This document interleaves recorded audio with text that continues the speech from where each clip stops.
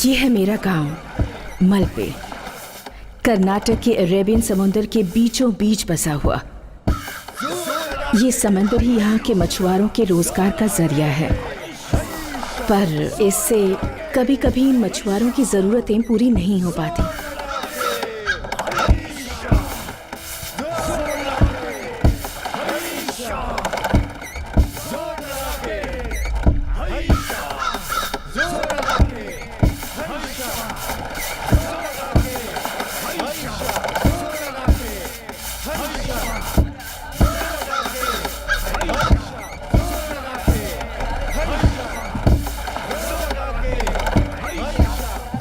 जोर लगा के, जोर लगा के, जोर लगा के, जोर लगा के, जोर लगा के, जोर लगा के, जोर लगा के, जोर लगा के, जोर लगा के, जोर लगा के, जोर लगा के, जोर लगा के, जोर लगा के, जोर लगा के, जोर लगा के, जोर लगा के। मैं कई सालों पहले उससे कॉलेज के दिनों में मिली थी। मुझे लगता है कि वो मुझे पसंद करता था, या तो मुझे परेशान करने की सोच रहा था। इसे आप क्या कहेंगे? या शायद वो हर किसी के साथ ऐसा करता हो, पता नहीं।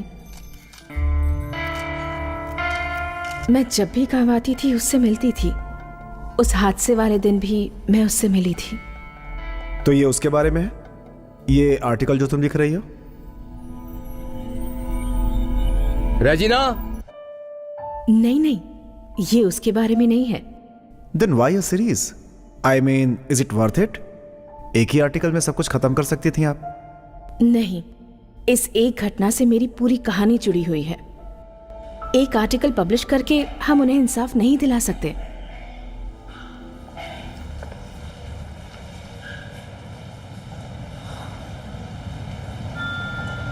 मैडम, आपके लिए चेयर लाऊं? नहीं, सिर्फ सेल ओपन कर दीजिए। इट्स ओके, मैं इसे जानती हूँ। Okay. So what is your idea?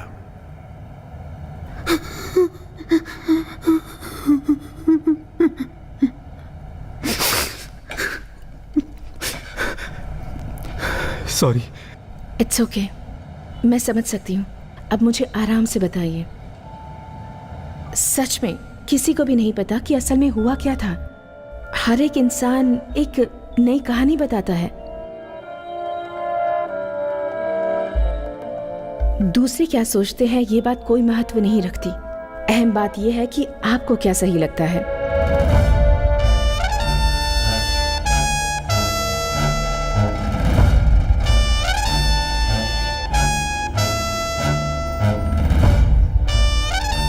क्या लोगी तुम, चाय या कॉफी? कॉफी। इनके लिए कॉफी और मेरे लिए चाय लेकर आओ।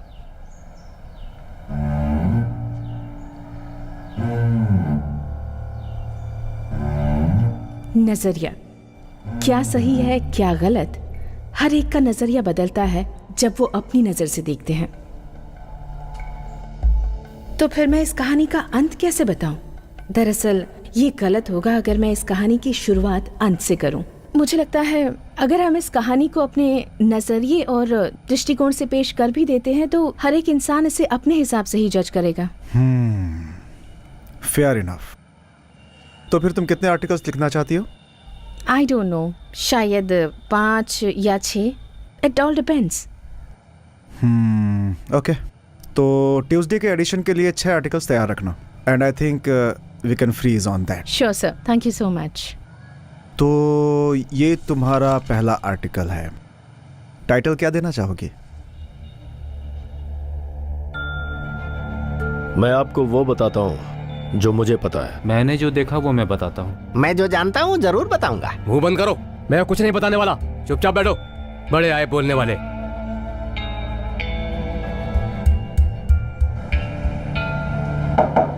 रेजिना, तुम इस आर्टिकल का क्या नाम रखोगी?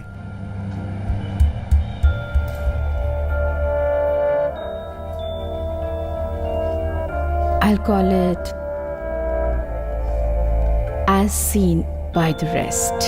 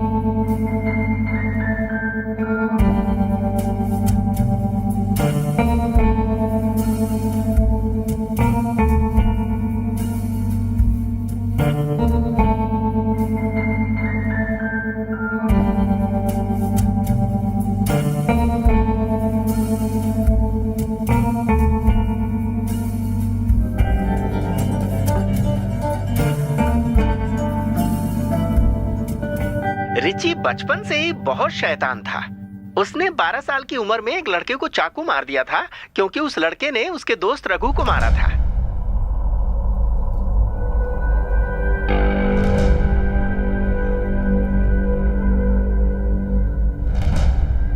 उस हादसे के बाद रघु वहां से भाग गया और रिची को बच्चों के रिमांड होम में भेज दिया गया। और फिर उसके बाद क्या हुआ? 8 साल बाद ये रिची रिमांड होम से छूट कर आया। फिर वो माल पे चला आया। बाद में वो रघु को ढूंढता रहा, लेकिन रघु का कुछ भी पता नहीं चला। तो रघु को रिची के बारे में कैसे पता चला? अब ये तो मुझे भी नहीं पता, क्योंकि तब तक मैं मुंबई जा चुका था। दरअसल मैं मुंबई गया था काजू का सैंपल दिखाने। वहां का कोई ठेकेदार हमसे काजू खरीदकर विदेशों में एक्सपोर्ट करता था। उसी सिलसिले में मैं उससे मिला था। रघु ने ही उस तक हमें पहुंचाया था। एक दिन क्या हुआ, हम सब एक लेडीज बार में खाना खाने गए थे, जहां हमें रघु दिखा। वो वहाँ मुंबई में क्या कर रहा था? वो यही कोई 13-14 साल का था जब यहाँ से भागकर मुंबई गया। वो मुंबई के पोर्ट के पास एक छोटी सी नौकरी करने लगा। कुछ ही दिनों बाद वो वहाँ पे कैशियर बन गया, क्योंकि वो हिसाब में काफी तेज था। फिर वो पोर्ट के ही आसपास छोटी मोटी स्मगलिंग करके अच्छा पैसा कमाने लगा। एक दिन क्या हुआ, एक नेवी ऑफिसर से उसने झगड़ा कर लिया और उसका सिर फोड़ दिया। फिर वो नेवी ऑफिसर मर गया। फिर रघु को अपने बचाव के लिए दूसरे गैंग का सहारा लेना पड़ा। फिर वो उसके चंगुल में ऐसा फंसा कि कभी नहीं निकल पाया। 15 सालों में कभी उसे ऐसा नहीं लगा कि घर वापस जाना चाहिए? क्या कह रही हैं आप? यहाँ की बुरी यादों में लौटकर वो आखिर करता भी क्या? हालांकि मैडम, ऐसा नहीं था कि वो मुंबई में बहुत खुश था। फिर भी आदमी कितना भी कोशिश कर ले, लेकिन अपनी पुरानी यादों से पीछा नहीं छुड़ा पाता। अरे रे, ये क्या कर रही हैं आप? पैसे मुझे नहीं चाहिए। नहीं, मैं सिर्फ नोट लिख रही थी। ये बताइए, वो मुंबई में किस बार में काम करता था? दरअसल मुंबई में कुछ ही ऐसे लेडीज बार हैं जहां मैं जाता था, लेकिन अभी कुछ याद नहीं आ रहा है। याददाश्त काफी कमजोर हो गई है। अरे हाँ, उस लेडीज बार का नाम रूपा था। ओके। हाँ, रूपा, कंफर्म। आप उससे आखिरी बार कब मिले थे? तकरीबन 1 साल पहले। वो उस रात नशे में सारी रात बोलता रहा। मैंने जब उसके पापा की मौत के बारे में उसे बताया तो वो काफी निराश हो गया।